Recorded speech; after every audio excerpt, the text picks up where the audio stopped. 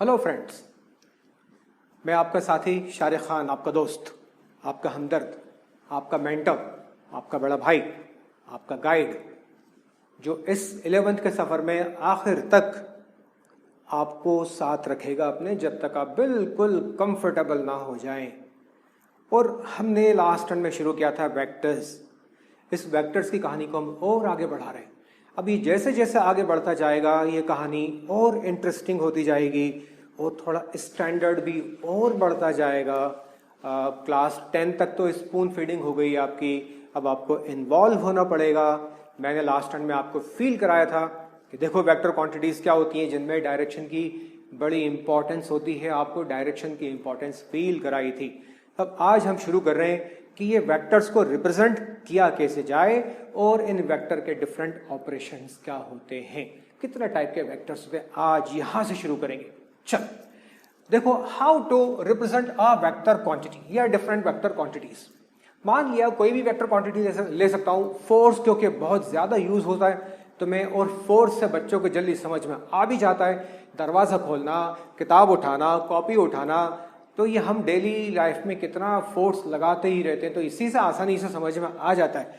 तो एक फोर्स है, तो इसको मैं रिप्रेजेंट कैसे करूंगा?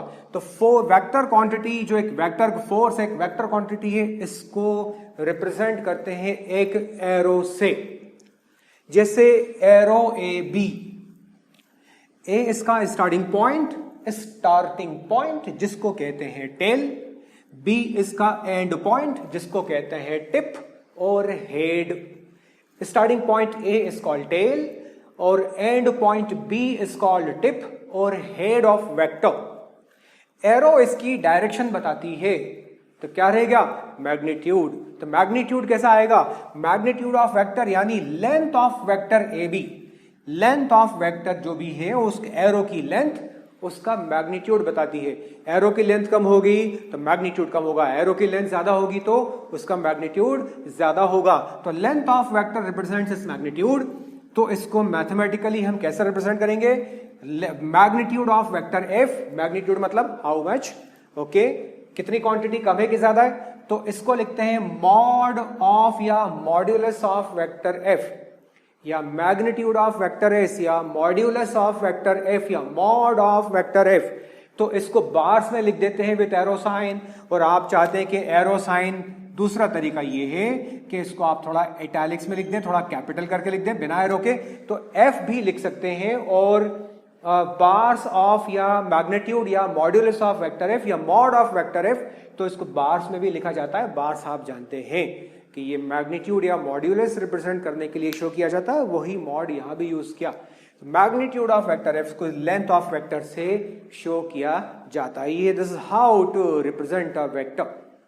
अब चाहे क्वांटिटी कोई भी हो, इस क्वांटिटी की डायरेक्शन कुछ भी हो, सपोज कोई गाड़ी जा रही है टुवर्ड्स नॉर्थ, ये नॉर्थ की डायरेक्शन में, टू नॉर्थ, ठीक है ना, ये डायरेक्शन क्या है इसकी? To north, to north. तो क्या इसको मैं ऐसे एरो लगाऊंगा? नहीं, एरो तो ऐसे ही लगेगा। कोई जब मीन्स मान लिया किसी का डिस्प्लेसमेंट है टुवर्ड्स ईस्ट, किसी का डिस्प्लेसमेंट टुवर्ड्स ईस्ट, ये ईस्ट, तब भी मैं एरो ऐसे नहीं लगाऊंगा। एरो जब भी ऐसे ही लगेगा, left to right is customary, तो एरो की डायरेक्शन लेफ्ट से राइट होती है, भले ही उस वेक्टर की डायरेक्शन कुछ भी हो, नॉर्थ में जा रहा हो, साउथ में जा रहा हो, अपवर्ड जा रहा हो, डाउनवर्ड जा रहा हो, किसी भी डायरेक्शन में उसके ऊपर वेक्टर जो सिंबल है उसका एरो लगाने का method, technique left to right ही होती है। तो अब कितने टाइप के वेक्टर्स होते हैं? चलिए आज टाइप्स ऑफ वेक्टर से शुरू करते हैं। हेडिंग आपकी टाइप्स ऑफ वेक्टर्स। कितने टाइप के वेक्टर्स होते हैं? अब इस कहानी के पात्र आ रहे हैं आपके सामने एक एक करके। इस कहानी के किरदार, इस कहानी के पात्र, इनको अब कहते हैं टाइप ऑफ वेक्टर्स। क्या कहते हैं? Type of vectors. Types of vectors. क्या सभी क्वांटिटीज एक जैसी होती है? क्या सभी क्वांटिटी के ऊपर या सभी बॉडीज के ऊपर फोर्स एक ही डायरेक्शन में लगता है? क्या सभी बॉडीज के ऊपर फोर्स एक ही वैल्यू का लगता है? क्या एक ही फोर्स के अलावा कोई वेक्टर क्वांटिटी नहीं है क्या? हाँ, हर बॉडी के ऊपर फोर्स डिफरेंट डायरेक्शन में लग सकता है, डिफरेंट वैल्यू का मैग्नीट्यूड का लग सकता है। तो डिफरेंट अगर वेक्टर टाइप के टाइप हो सकते हैं तो हमारे वेक्टर भी डिफरेंट टाइप्स के हुए।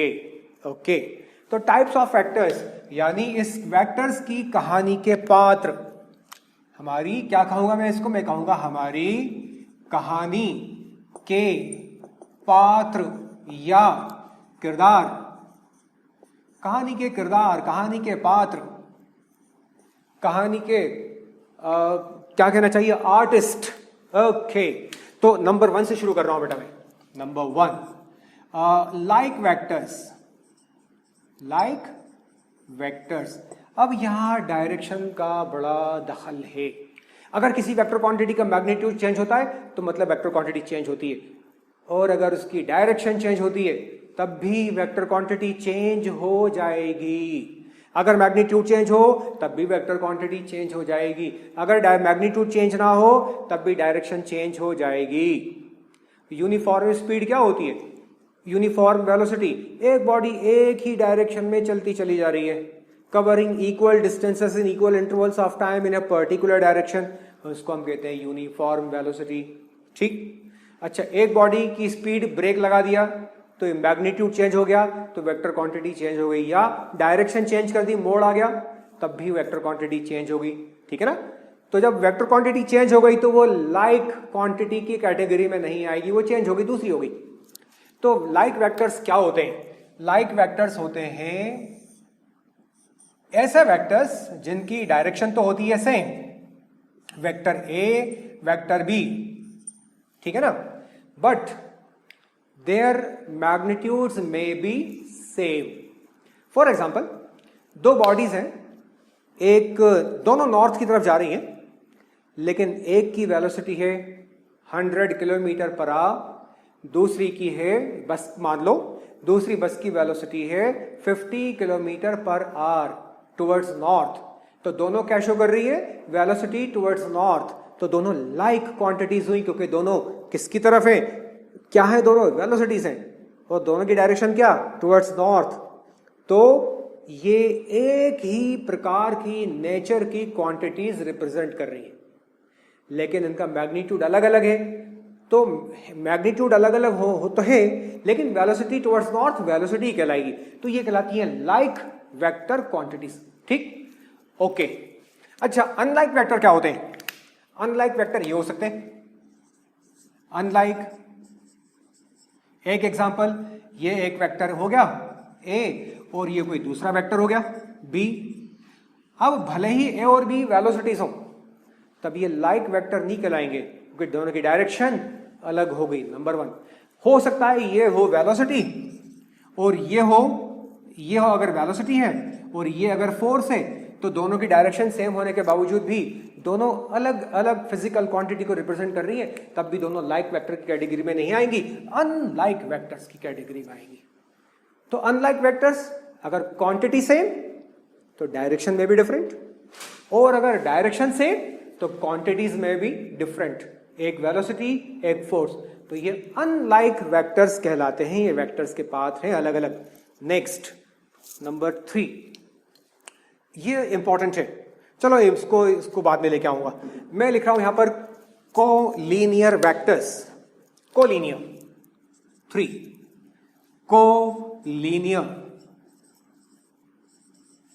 अब कोलिनियर का मतलब क्या होता है, को साथ साथ, लीनियर एक ही लाइन में, वो वेक्टर जो एक ही लाइन में एक ही डायरेक्शन में एक्ट हो रहे हैं उनको कहते हैं कोलिनियर। मान लिया कि ये कोई बॉडी है और इस बॉडी के ऊपर दो फोर्स एक साथ एक्ट हो रहे हैं, एक फोर्स हो गया F1, दूसरा फोर्स हो गया F2। ये दोनों फोर्सेस इस बॉडी के ऊपर एक ही डायरेक्शन में एक ही लाइन में एक्ट हो रहे हैं, तो हम इन दोनों वेक्टर्स को कहते हैं कोलिनियर वेक्टर्स, एक साथ, है ना। कोलिनियर, को एग्जिस्टेंस, एक साथ अस्तित्व जिनका है, को एग्जिस्टिंग। ठीक, ओके, ये कोलिनियर वेक्टर्स कहलाते हैं। अच्छा, 4, कोप्लैनर। कोप्लैनर क्या होते हैं, कोप्लैनर होते हैं, अब जो कोलिनियर का मतलब वही कोप्लैनर सी से रिलेटेड कोप्लैनर भी है। कोलिनियर मतलब जो एक ही लाइन में होते हैं साथ साथ, और कोप्लैनर जो एक ही प्लेन में होते हैं, ठीक है ना। तो ये जितने भी वेक्टर बने हुए यहां पर, ये सब कोप्लैनर है। ये एक साथ एक ही प्लेन में एग्जिस्ट कर रहे हैं। तो ये कोई प्लेन के बाहर ऐसा नहीं आ रहा। अगर ये इस प्लेन में है तो दूसरा इस प्लेन के बाहर नहीं आ रहा, सब एक ही प्लेन में। तो ये कहलाते हैं कोप्लेनर, जो एक ही प्लेन में होते हैं। फिफ्थ डेफिनेशन, को इनिशियल वेक्टर्स, ये इंपॉर्टेंट है भाई। को इनिशियल वेक्टर्स, तो वो वेक्टर्स जिनका इनिशियल पॉइंट होता है सेम। कोई बॉडी है जिसके ऊपर 3 फोर्सेस एक्ट हो रहे हैं।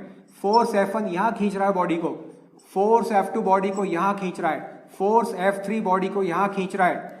तो ये कोप्लेनर भी है, उसके साथ साथ को इनिशियल वेक्टर भी है, क्योंकि इनका सबका इनिशियल पॉइंट एक ही है, वो पॉइंट O है, इसलिए कहलाते हैं को इनिशियल वेक्टर्स। अब 6, को टर्मिनस। को टर्मिनस वेक्टर्स, तो को टर्मिनस क्या होते हैं? जिनका एंड पॉइंट, टर्मिनेटिंग पॉइंट, जिनका एंड पॉइंट या टर्मिनल पॉइंट कॉमन होता है, वेक्टर ए, वेक्टर बी, जिनका terminal point, and point common होता है, वो कहलाते हैं को टर्मिनस वेक्टर्स। अब इसके बाद बहुत इंपॉर्टेंट फेज के ऊपर आ गए, और जो हम बहुत यूज करने वाले, और वो है 7 number, equal vectors. Equal vectors, तो क्या होते हैं यार इक्वल वेक्टर? इक्वल वेक्टर, ये दो वेक्टर्स हैं भाई, इसको अच्छी तरह समझना बच्चों। ये दो वेक्टर्स इक्वल वेक्टर्स हैं। इक्वल वेक्टर में क्या होता है? वेक्टर में होता है मैग्नीट्यूड, और क्या होता है? डायरेक्शन। तब इक्वल वेक्टर्स की बात आप समझ में आ गई होगी। जिन वेक्टर्स के मैग्नीट्यूड भी सेम और जिन वेक्टर की डायरेक्शन भी सेम, वो क्या कहलाते हैं? वो कहलाते हैं इक्वल वेक्टर्स। तो हम क्या लिखेंगे इसको? हम लिखेंगे vector A is equal to vector B. तो ये वो वेक्टर्स हैं जो बहुत ज्यादा यूज होने वाले हैं, ये कहलाते हैं को इक्वल वेक्टर्स कहलाते हैं, ये है ना। अच्छा, अब और भी इंपॉर्टेंट फेज में आ गए। अब ये नेगेटिव वेक्टर क्या होते हैं? Negative vector, okay. तो अब आप इसकी डेफिनेशन क्या लिखेंगे? डेफिनेशन आती है क्लास 11 में, डिफाइन द फॉलोइंग वेक्टर्स। और डेफिनेशन तो यार रट्टे मत लगाना, उसमें उसका जो हेडिंग होती है ना, हेडिंग में ही तो उसके अंदर डेफिनेशन छुपी होती है। को इनिशियल, जिनका इनिशियल पॉइंट्स हैं, को टर्मिनस, जिनका टर्मिनल पॉइंट एंड पॉइंट्स हैं, को प्लेनर, जिनका प्लेन सेम, ठीक है ना, इक्वल, जिनका मैग्नीट्यूड भी सेम, डायरेक्शन भी same. Like vectors, magnitude may be different, direction same. अब नेगेटिव वेक्टर क्या होता है? तो ये बड़ा इंपॉर्टेंट है, नेगेटिव वेक्टर बहुत यूज होगा। मान ले यार, थोड़ा फील करें इसको।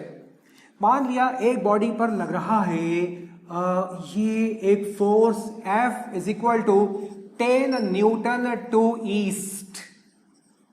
तो ये बॉडी पर एक और फोर्स लग रहा है, ये है F is equal to -10 newton to west. तो अब इस दो फोर्सेस इस बॉडी पर लग रहे हैं, एक F1 और एक F2। एक बॉडी को उधर खींच रहा है ईस्टवर्ड, दूसरा बॉडी को इधर खींच रहा है वेस्टवर्ड। तो ये वाला फोर्स इस फोर्स को मार देगा। तो जब ये वाला फोर्स दूसरे फोर्स को मार देगा, तो जिसने मारा उसको वो कहलाएगा, ये इसको मारेगा, ये इसको मारेगा, दोनों फोर्स एक दूसरे को मार देंगे, दोनों एक दूसरे का इफेक्ट खत्म कर देंगे। तो ऐसे वेक्टर्स जो एक दूसरे के इफेक्ट को खत्म कर देते हैं, वो कहलाते हैं एक दूसरे के नेगेटिव वेक्टर। अच्छा, अब अगर मैं यार बोलूं कि ये देखो जरा, और थोड़ा फील बढ़ाएं, अपनी फीलिंग बढ़ाएं, इसको और फील करने की कोशिश करें। अगर F1 होता मेरा suppose 15 newton to east, okay बच्चों फील करना इसको, और ये F2 होता कितना? -10 न्यूटन टू वेस्ट। तो ये -10 न्यूटन 15 न्यूटन को मारेगा तो उसका इफेक्ट कम तो करेगा, लेकिन क्या पूरी तरह से कम कर देगा? नहीं, पूरी तरह से नहीं कर पाएगा। तो बॉडी पर नेट फोर्स कितना हुआ? बॉडी पर F नेट हुआ F1 minus F2, F1 minus F2, यानी 15 - 10 = 5 equal to 5 newton to east. अब ये इस वेक्टर ने इस वेक्टर को मारा तो, लेकिन पूरी तरह से खत्म नहीं किया उसको। लेकिन ऊपर वाले केस में F2 ने F1 को पूरी तरह से खत्म कर दिया, उसको न्यूट्रलाइज कर दिया। तो दो वेक्टर्स जिनका मैग्नीट्यूड होता है इक्वल बट डायरेक्शन होती है सेम, ऐसे वेक्टर्स को हम कहते हैं नेगेटिव वेक्टर्स। तो नेगेटिव वेक्टर्स यहां बना रहा हूं, आप डायग्राम बना लेंगे और बनाएंगे और साथ साथ फील भी करते जाएंगे। तो ये नेगेटिव वेक्टर्स, ये इसलिए कि ये बहुत ज्यादा यूज होगा। ये वेक्टर ए और ये वेक्टर बी, ये वेक्टर ए और ये वेक्टर बी, दो वेक्टर्स, ठीक है। ये वेक्टर बी हो गया, दोनों का मैग्नीट्यूड सेम बट दोनों की डायरेक्शन अपोजिट, इसलिए हम दोनों कहते हैं दोनों एक दूसरे के नेगेटिव हैं। क्यों नेगेटिव है? अब इसको और फील करो। ये एक वेक्टर है, मैं इसकी डायरेक्शन चेंज कर दूं, ईस्टवर्ड से राइटवर्ड कर दूं, तो डायरेक्शन चेंज हो गई, इसके नेगेटिव हो गया। ये eastward positive x axis, westward positive negative x axis. Positive x axis में जो भी होगा पॉजिटिव होगा, नेगेटिव एक्सिस की डायरेक्शन में जो भी होगा नेगेटिव होगा, है ना, वो उसके अपोजिट, ठीक है ना। अच्छा, अगर मेरी एक्स एक्सिस अपवर्ड है तो पॉजिटिव, एक्स एक्सिस अगर बाय द वे डाउनवर्ड है, हम एक्सिस को घुमा सकते हैं, हमारी एक्सिस घूम सकती है। जरूरी नहीं है कि हमारी एक्स एक्सिस हमेशा पॉजिटिव एक्स ही लें ईस्टवर्ड, हमारी नेगेटिव एक्स एक्सिस हमेशा हम वेस्टवर्ड ही लें, ऐसा नहीं है। हमारी कोऑर्डिनेट एक्सिस घूम भी सकती है। और हमारा वेक्टर भी हम एक जगह से दूसरी जगह घुमा सकते हैं, उसको ले जा सकते हैं बिना डायरेक्शन चेंज किए। अगर आप एक वेक्टर को एक जगह से दूसरी जगह शिफ्ट कर दोगे तो वेक्टर की वैल्यू चेंज नहीं होगी। क्यों नहीं होगी? क्योंकि उसके पैरेलल आपने उसको शिफ्ट किया। ये बहुत इंपॉर्टेंट है, आगे ये वाली प्रॉपर्टी बहुत यूज होगी, इसको ध्यान से समझ लो फ्रेंड्स। एक वेक्टर है, आपने उसकी डायरेक्शन चेंज कर दी, उसी के पैरेलल चेंज कर दी, तो क्या आपने उसकी लेंथ चेंज की? नहीं की। क्या आपने उसकी डायरेक्शन चेंज की? नहीं की। तो क्या उसकी वैल्यू में कोई चेंज आया? उसकी वैल्यू में कोई चेंज नहीं आया। कब? जब आप किसी वेक्टर को उसी के पैरेलल शिफ्ट कर देते हो बिना घुमाए, एक जगह से दूसरी जगह लैटरल शिफ्ट कर दिया। अच्छा, अब मैं किसी वेक्टर को थोड़ा सा घुमा दूं, ये घुमा दिया तो मैंने डायरेक्शन चेंज कर दी, तो डायरेक्शन चेंज होगी तो क्या वो वही वेक्टर है? नहीं, वो चेंज हो गया। तो मैं किसी वेक्टर को पैरेलल रखते हुए एक जगह से दूसरी जगह ले जा सकता हूं, मैं किसी वेक्टर को घुमा भी सकता हूं, लेकिन जब उसको बिना घुमाए डायरेक्शन चेंज करूंगा, उसकी पोजीशन चेंज करूंगा, तो उसकी वैल्यू में कोई चेंज नहीं आएगा, क्योंकि मैग्नीट्यूड भी सेम, डायरेक्शन भी सेम। लेकिन अगर घुमा दूंगा तो वो वेक्टर चेंज हो जाएगा, घुमा के डायरेक्शन अपोजिट कर दूंगा तो वो नेगेटिव हो जाएगा। वही मैं वेक्टर बी के साथ करने वाला हूं। देखो यहां, तो ये मैंने वेक्टर बी को घुमा दिया, बाई 180 डिग्री घुमा दिया, तो अब ये वेक्टर बी का नेगेटिव हो गया, ये हो गया नेगेटिव ऑफ वेक्टर बी। इसकी डायरेक्शन ही है, इसकी डायरेक्शन ही है। अब ये ए देखो और माइनस बी देखो, तो ये दोनों की मैग्नीट्यूड भी सेम और डायरेक्शन भी सेम। तो मैं क्या लिखूंगा? Vector A is equal to minus vector B. ये और दोनों सेम हो गए, वेक्टर ए और ये वेक्टर माइनस बी दोनों इक्वल हो गए। क्यों इक्वल हो गए?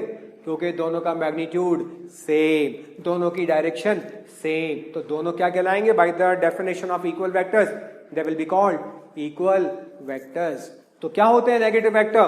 वेक्टर्स जिनका मैग्नीट्यूड होता है सेम, लेंथ होती है सेम, दोनों पैरेलल होते हैं एक दूसरे के, लेकिन सेम डायरेक्शन में नहीं होते। तो अब ये लाइक वेक्टर हुए या इक्वल वेक्टर हुए या अपोजिट वेक्टर हुए या नेगेटिव वेक्टर हुए, ये हैं तो सब पैरेलल, इनकी डायरेक्शन सेम हो या अपोजिट हो, होते ये सब पैरेलल ही हैं। तो ये नेगेटिव वेक्टर्स क्या होते हैं? दो वेक्टर्स जिनकी डायरेक्शन होती है सेम, लेकिन जिनका मैग्नीट्यूड होता है, सॉरी मैग्नीट्यूड होता है सेम, बट जिनकी डायरेक्शन होती है जस्ट अपोजिट, ऐसे वेक्टर्स को हम कहते हैं नेगेटिव ऑफ ईच अदर। तो vector A is called negative of B, और हम लिख सकते हैं vector B is called negative of vector A. ये बहुत ही बेसिक है, ये न्यूमेरिकल सॉल्व करने में आपको यूज करना होगा। चलो अब हम और अगले किरदार की तरफ, अगले पात्र की तरफ आए, इन वेक्टर्स के अगले पात्र की तरफ आए। और अगला पात्र बहुत ही इंपॉर्टेंट है, पात्र नंबर 9। ये इस कहानी का मेन पात्र है। इसको हम कहते हैं यूनिट वेक्टर। यूनिट वेक्टर बड़ा अहम किरदार है ये यूनिट वेक्टर, ठीक है ना। तो अब इसको भी डेफिनेशन क्या होगी यार इसकी? सभी वेक्टर तो अपने नाम से समझ में आ जाते हैं, ये भी अपने नाम से ही समझ में आ जाएगा। यूनिट का मतलब सब जानते हैं, वन। तो यूनिट वेक्टर क्या हुआ भाई? तो यूनिट वेक्टर हुआ ऐसा वेक्टर जिसका मैग्नीट्यूड होता है one. Vector of magnitude equal to one और यूनिटी। जिस वेक्टर का मैग्नीट्यूड होता है वन या यूनिटी या यूनिट वैल्यू, ऐसे वेक्टर को यूनिट वेक्टर कहते हैं। ये इस कहानी का मुख्य पात्र है यूनिट वेक्टर। ये कितने टाइप का होता है ये भी आगे डिस्कस किया जाएगा, और ये पूरी कहानी इस ही यूनिट वेक्टर के आसपास ही घूमती रहती है। ये सेंट्रल कैरेक्टर है वेक्टर्स का। कैसे है आगे आपको और फील आएगा, कैसे बताऊंगा। तो अब इसको रिप्रेजेंट कैसे करते हैं? तो देखो, इसको रिप्रेजेंट करने का एक मेथड है, और इसको लिखते हैं यूनिट वेक्टर ए। जैसे मान लिया मैंने ए कोई वेक्टर है, तो उसके ऊपर लगा दिया जाता है कैप। कैप लगा हुआ है मतलब वो यूनिट वेक्टर है, मतलब उसका मैग्नीट्यूड वन है। अगर कैप नहीं लगा हुआ, एरो लगा हुआ है, तो मतलब वो यूनिट वेक्टर नहीं है। एरो लगा हुआ है मतलब यूनिट वेक्टर नहीं है।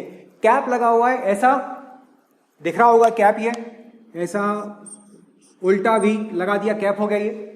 तो जिस वेक्टर के ऊपर ऐसा कैप लगा होता है वो कहलाता है यूनिट वेक्टर, जिसका मैग्नीट्यूड होता है वन। इसको एक अलग सिंबल दे दिया गया, क्योंकि भाई ये इस कहानी का मुख्य किरदार है, सेंट्रल कैरेक्टर है, इसलिए इसको तो कुछ अलग ही बात इसकी होना चाहिए। जैसे क्लास मॉनिटर होता है ना, तो ये वेक्टर्स का मॉनिटर है। वेक्टर्स का मॉनिटर, यूनिट वेक्टर सब उसके ही आसपास घूमते हैं, सब उसी के ऊपर डिपेंड करते हैं, सब उसी से पहचाने जाते हैं। ओके, तो अब इसको हम कैसे लिखेंगे? तो क्या होगा, ये वेक्टर ए, आप इसको डिवाइड कर दो इसी के मैग्नीट्यूड से। ये यूनिट वेक्टर कब मिलता है हमें? जब किसी वेक्टर को उसी के मैग्नीट्यूड से डिवाइड कर देते हैं, तो हमें जो वेक्टर मिलता है वो कहलाता है यूनिट वेक्टर। कैसे मिलता है? देखो, मान लिया कि ये है मेरे पास यूनिट वेक्टर ए, और ये एक मेरे पास कोई वेक्टर है 6 मीटर टू ईस्ट, इसका मैग्नीट्यूड है 6 मीटर। तो ये मैंने डिवाइड किया, तो ये आ गया 1 टू ईस्ट। तो 1 टू ईस्ट क्या हो गया? एक वेक्टर है ये जिसका मैग्नीट्यूड कितना है 1। 6 मीटर से 6 मीटर कैंसिल हो गया 1, और जिसकी डायरेक्शन क्या है? ईस्ट। ठीक, तो ये हो गया 1 टू ईस्ट, तो ये कहलाता है यूनिट वेक्टर।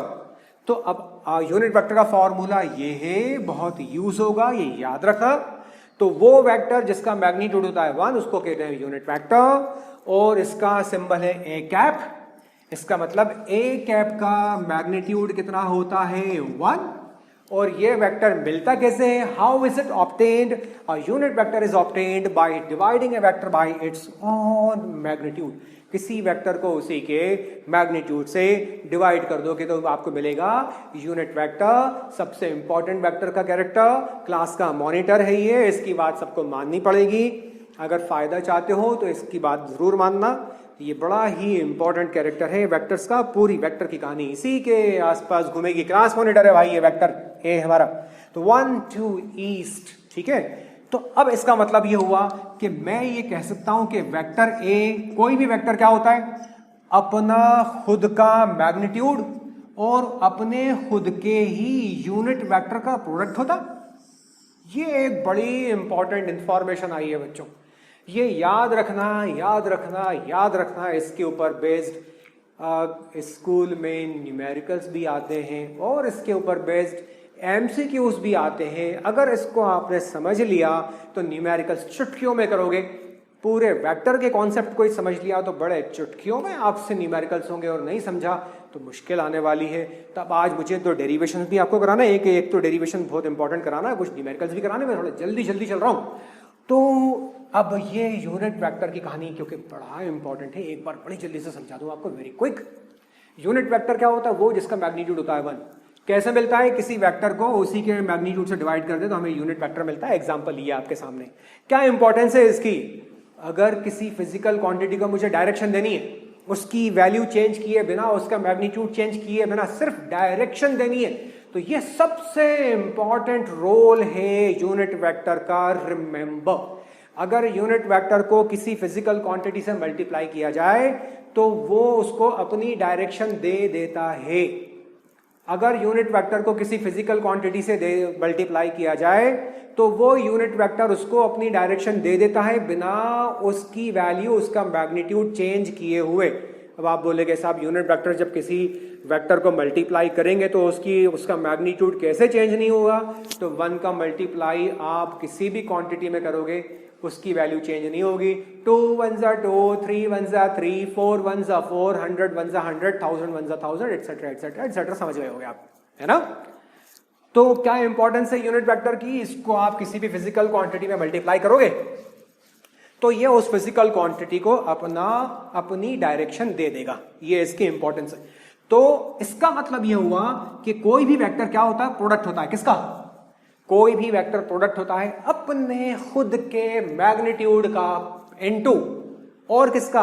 अपने खुद के यूनिट वेक्टर का प्रोडक्ट होता है हर वेक्टर। बच्चों ये यार मेरे दोस्तों ये बहुत इंपॉर्टेंट बात है, नोट करते जाओ। हर वेक्टर अपने ही खुद के मैग्नीट्यूड का और अपने ही खुद के यूनिट वेक्टर का प्रोडक्ट होता है। ये फॉर्मूला यूज होगा कुछ टिपिकल और बड़ा इजी प्रॉब्लम्स को सॉल्व करने के लिए। ओके, फिर नल वेक्टर क्या होता है? Last, null vector. तो नल वेक्टर आपको मैंने बताया था, नल वेक्टर भी आसान हो गया यार, जिस वेक्टर का मैग्नीट्यूड होता है 0।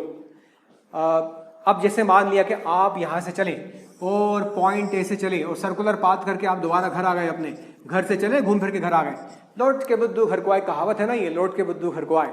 तो आपको बुद्धू नहीं कह रहा हूं मैं, तो उसको कह रहा हूं जो अपने आप को समझता है कि नहीं मैं घर से निकल जाऊंगा, कुछ होता ना मैं घर से निकल जाऊंगा और मुझे नींद है ना पापा, आपसे मेरी बनती नहीं है। जब बच्चे बड़े हो जाते हैं ना तो वो लगता है यार हमारी चलना चाहिए अब तो, पापा बोलते नहीं मेरी चलेगी।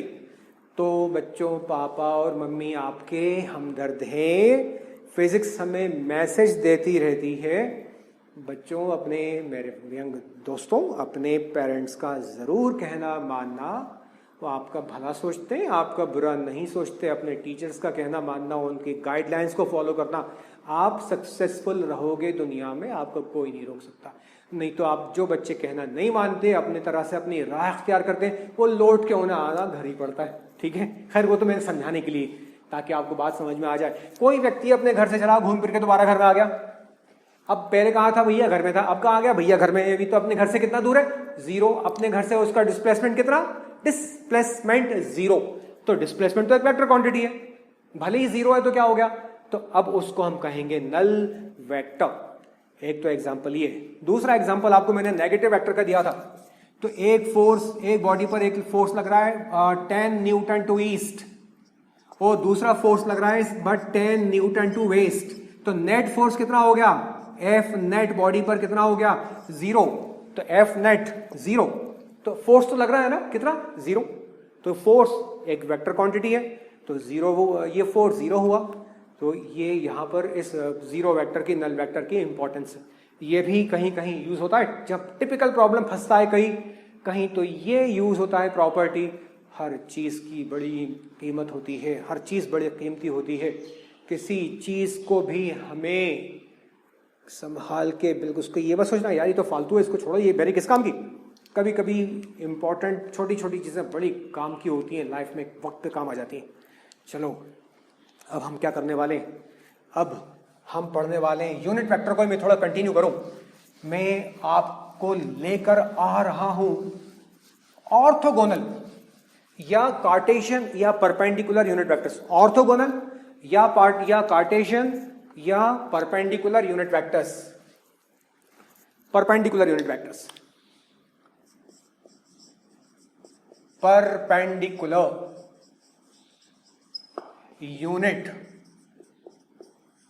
वेक्टर्स, परपेंडिकुलर यूनिट वेक्टर्स और Cartesian unit vectors, Cartesian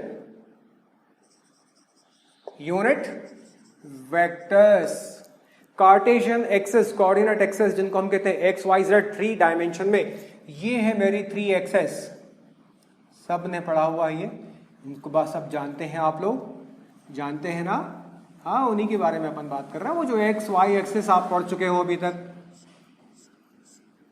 okay बहुत बढ़िया, ये बन गई मेरी एक्स एक्सेस, वाह ये कौन सी बन गई, वाई एक्सेस बन गई भाई, ठीक है बहुत बढ़िया। ये कौन सी एक्सेस बना दूं, ये Z X, X Y Z, ये मेरे 3 डायमेंशन हैं, ठीक है ना, एक्स वाई जेड।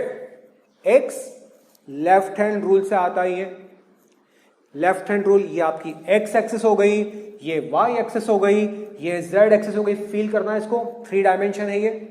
क्या मैं इनको घुमा सकता हूं एक्सेस को, हाँ किसी भी डायरेक्शन में एक्सेस को घुमाऊं, कंडीशन ये कि ये म्यूचुअली परपेंडिकुलर होना चाहिए। आते हैं परपेंडिकुलर या ऑर्थोगोनल या कार्टेशियन यूनिट वेक्टर्स के ऊपर।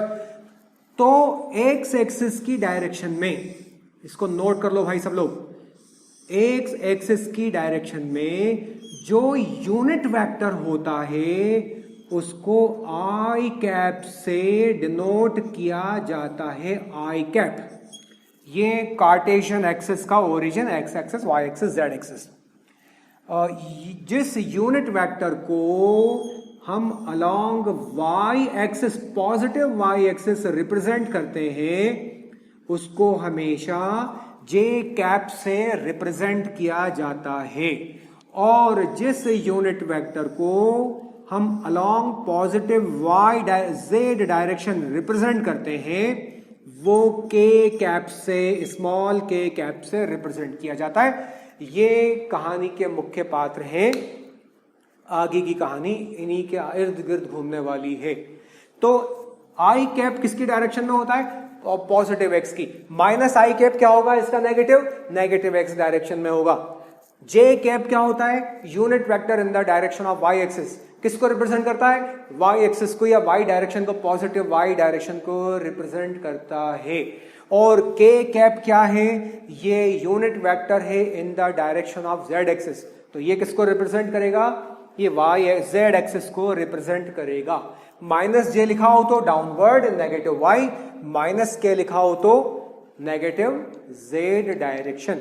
जिस कमरे में आप बैठे हैं अभी फील करो, उस कमरे की जो विड्थ है वो एक्स एक्सिस हो गई, उसकी जो हाइट है वो वाई एक्सिस हो गई, उसकी जो डेप्थ है आपकी तरफ अंदर की तरफ वो जेड एक्सिस हो गई। अच्छा ये आप नोट कर लेंगे। अब यहां पर मैं एक चीज बताऊं आपको, एक बॉडी पर लग रहा है एक फोर्स, अब इसकी इंपॉर्टेंस क्या है यार, देखो क्या इंपॉर्टेंस इसकी। एक बॉडी पर एक फोर्स एक्ट हो रहा है, कितना, 10 newton in the direction of means positive या in the direction of east, और पॉजिटिव एक्स डायरेक्शन। एक बॉडी के ऊपर क्या लग रहा है भाई, एक फोर्स लग रहा है, कितना लग रहा है, ये मेरी एक्स एक्सिस है, ये मेरी नेगेटिव एक्स एक्सिस, ये वाई और ये जेड। तो ये कौन सी डायरेक्शन है, ये ईस्ट डायरेक्शन है, ये नॉर्थ डायरेक्शन, ये वेस्ट डायरेक्शन, ये साउथ डायरेक्शन। न्यूज यहां से बनती है ना, चारों दिशाएं न्यूज। तो एक फोर्स लग रहा है बॉडी के ऊपर F इक्वल टू 10 न्यूटन, किस डायरेक्शन में, ईस्ट डायरेक्शन में। अरे यार ये कुछ पता नहीं आया, एक बॉडी पर कैसे रिप्रेजेंट करें, 10 newton in the direction of east और 10 newton in the direction of positive x axis. अगर इसको थोड़ा और शॉर्ट नहीं कर सकते और थोड़ा कॉम्पैक्ट करके नहीं लिख सकते क्या, हाँ लिख सकते हैं, वही तो इसका फायदा है, यही तो इसका इंपॉर्टेंस है। तो अब मैं इसी चीज को लिखूंगा, therefore F the force is equal to, क्या लिखूंगा, 10 मैग्नीट्यूड। अब डायरेक्शन दे दो इसमें यार, पॉजिटिव एक्स एक्सिस की डायरेक्शन में क्या होता है, आई कैप होता है, तो 10 आई न्यूटन। ये देखो कितना शॉर्ट एंड स्वीट ये वेक्टर्स की इंपॉर्टेंस होती है। अच्छा, अब इसको थोड़ा और आगे की तरफ ले जाएं, ठीक है ना। हम वेक्टर एडिशन के ऊपर आ रहा, धीरे धीरे एक बॉडी के ऊपर एक बॉडी मूव कर रही है। किस डायरेक्शन में मूव कर रही है बॉडी? एक बॉडी मूव कर रही है। बच्चों अब फील करने की बारी है यार, इसको फील करो वेक्टर को। एक बॉडी की वेलोसिटी है कितनी? ये है 40 किलोमीटर टुवर्ड्स क्या ले लो, नॉर्थ की तरफ। तो मैं इसको कैसे रिप्रेजेंट करूंगा? वेलोसिटी इज इक्वल टू, कितनी है velocity? 40 kilometre per hour, 40 kilometre per hour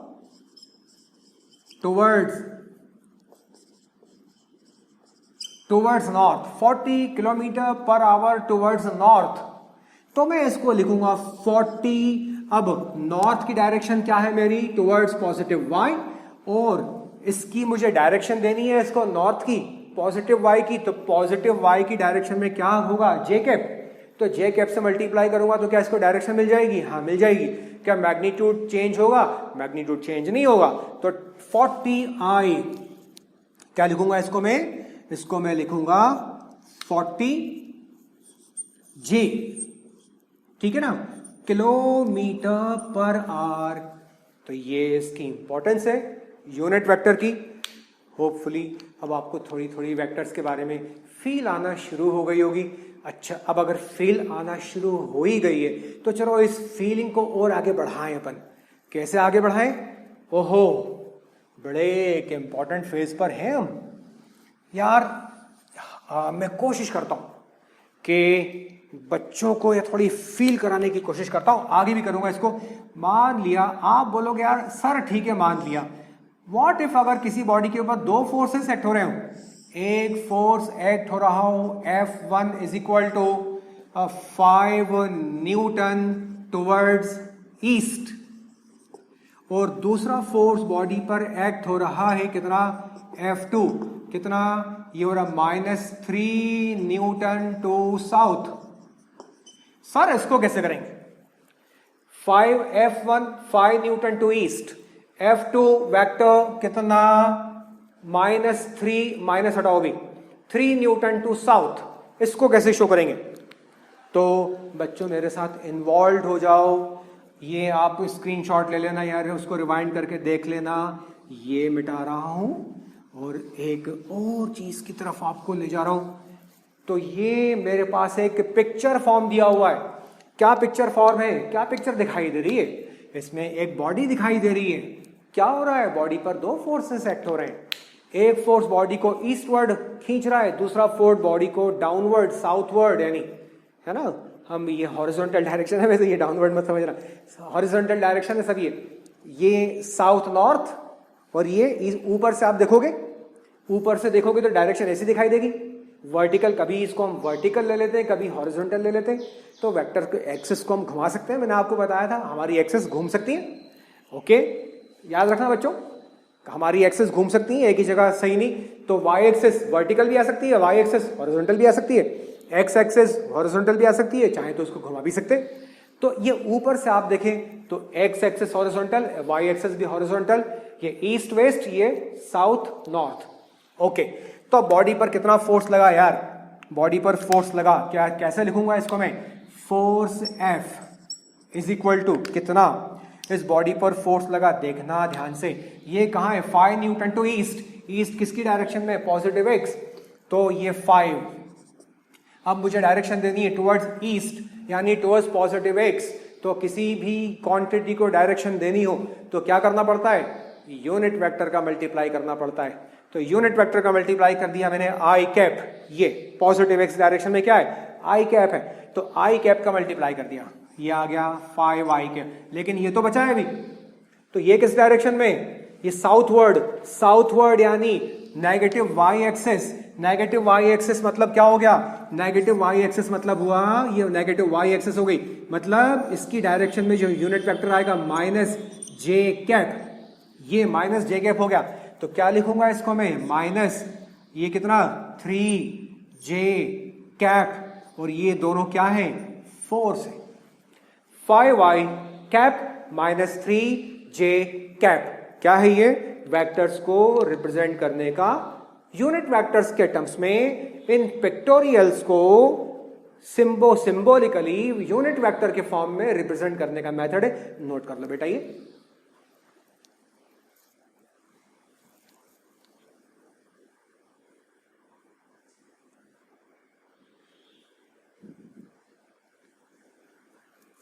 कर लिया सबने? ओके, चलो फिर एक और देख ले, लास्ट। अब ये आप मुझे बताते जाओगे, मैं लिखता जाऊंगा, आप बताते जाओगे। एक बॉडी पर लग रहे हैं 3 फोर्सेस। ये एक बॉडी है, आराम से चलो, कोई जल्दबाजी नहीं, हर चीज को समझनी है हमें। ये बॉडी पर एक फोर्स लग रहा है, किस डायरेक्शन में? ईस्ट में। कितना? F1 equal to 10 newton to east. और क्या लग रहा है बॉडी पर? एक और बाहर की तरफ फोर्स लग रहा है, और ये अपवर्ड लग रहा है, पॉजिटिव वाई एक्सिस की डायरेक्शन में। ये पॉजिटिव एक्स एक्सिस की डायरेक्शन है, ईस्टवर्ड। ये कहां लग रहा है बॉडी पर फोर्स? ये लग रहा है इसके ऊपर नॉर्थवर्ड। कितना? -2, सॉरी, F2 की वैल्यू क्या लिख दो? 2 न्यूटन टू नॉर्थ। ठीक है ना? Okay, eastward, northward, eastward F1, northward एक F2 हो गया। ये नॉर्थवर्ड लग रहा है अलोंग वाई एक्सिस नॉर्थ। अब एक फोर्स इन दोनों के परपेंडिकुलर डायरेक्शन में फील आना चाहिए। एक फोर्स इन दोनों के परपेंडिकुलर डायरेक्शन में, आउटवर्ड, वर्टिकली अपवर्ड। तो ये F3 लग रहा है इस बॉडी पर। थर्ड फोर्स कितना लग रहा है? थर्ड फोर्स लग रहा है F3 is equal to 3 newton vertically upward. मैं फील कराता हूं यार इसको तुम्हें। एक बॉडी है, 3 फोर्स लग रहे हैं 3 डायमेंशन में। ये मेरे 3 डायमेंशन आ गए। ये एक्स एक्सेस, ये वाई एक्सेस, ये Z axes. Along X axes 10 newton, along Y axes 2 newton, along vertically upward direction 3 newton का फोर्स लग रहा है। तो मैं इसको कैसे शो करूंगा? देखो मैं इसको कैसे शो करूंगा। नेट फोर्स कितना आएगा बॉडी पर? देखो और फील करो कि बॉडी पर नेट फोर्स कितना आएगा। बड़ा मजा आएगा आपको। यही तो आपने किताबों में देखा होगा, ऐसे आप ऐसे इक्वेशंस देखे होंगे। फिर शुरू में तो बड़ा डर लगा होगा, अब तो खुद लिखोगे यार तुम लोग। अब तो आप बोलोगे सर अब तो हम खुद ही लिख लेंगे, अब तो मजा आ गया। तो नेट फोर्स बॉडी पर कितना हुआ? तो ये हुआ बॉडी पर नेट फोर्स। ये वाला कितना है? 10 न्यूटन। किसकी डायरेक्शन में? ईस्ट की डायरेक्शन में, यानी पॉजिटिव एक्स की डायरेक्शन में। तो ये 10 है इसकी वैल्यू। डायरेक्शन के लिए आई कैप का मल्टीप्लाई करना पड़ेगा। फिर F2 कितना लगा? वाई एक्सिस की डायरेक्शन में लग रहा है, नॉर्थवर्ड। कितना? 2 न्यूटन। तो पॉजिटिव वाई यानी कौन सी डायरेक्शन हुई? जे कैप का यूनिट वेक्टर का मल्टीप्लाई करना पड़ेगा 3 के ऊपर। ठीक है ना? तो प्लस 3 जे कैप। अब लास्ट वाला वर्टिकली अपवर्ड, यानी जो लग रहा है 3 न्यूटन और ये 2 न्यूटन था। लास्ट वाला बच्चे बोलेंगे सर मैं बताऊंगा, क्लास में होते सब एक साथ बोल पड़ते। क्या बोल पड़ते एक साथ? कि सर ये था, ये है 3 और डायरेक्शन, यस, सबकी एक साथ आवाज आती, के कैप, यस, के कैप। तो ये है वो तरीका जो वेक्टर्स को रिप्रेजेंट करने का है। और यहां मैंने आपको हिंट दिया। क्या हिंट दिया मैंने आपको अभी? कि वेक्टर्स को जोड़ा कैसे जाता है। एक बॉडी पर 3 फोर्सेस एक्ट हो रहे हैं, इन तीनों का बॉडी के ऊपर एक कंबाइंड इफेक्ट। तो ये है वो कंबाइंड इफेक्ट। कितना होगा? 10i plus 2j plus 3k। अब अगले टर्न में हम बोलेंगे इस कंबाइंड इफेक्ट को बोलते क्या है और इसका मैग्नीट्यूड कैसे निकालते हैं। तो अब ये हम डिस्कस करने वाले हैं बेटा अगले टर्न में, जहां हम पढ़ेंगे बहुत important triangle law of vectors and parallelogram law of vectors. तो मैंने आपको बताया था ना, इलेक्ट्रिक करंट एक वेक्टर क्वांटिटी नहीं है, जबकि उसमें मैग्नीट्यूड भी है, जबकि उसमें डायरेक्शन भी है, लेकिन वो वेक्टर लॉस को ओबे नहीं करता। इसलिए करंट को स्केलर क्वांटिटी कहते हैं, वेक्टर क्वांटिटी नहीं कहते। तो अगले टर्न में वेक्टर एडिशन का method by triangle law, by parallelogram law, by polygon law और फिर इनके एप्लीकेशंस। इतने मजेदार न्यूमेरिकल्स हैं इसके कि जैसे जैसे क्लास आगे बढ़ती जाएगी अब आप और आगे एंजॉय करते जाओगे।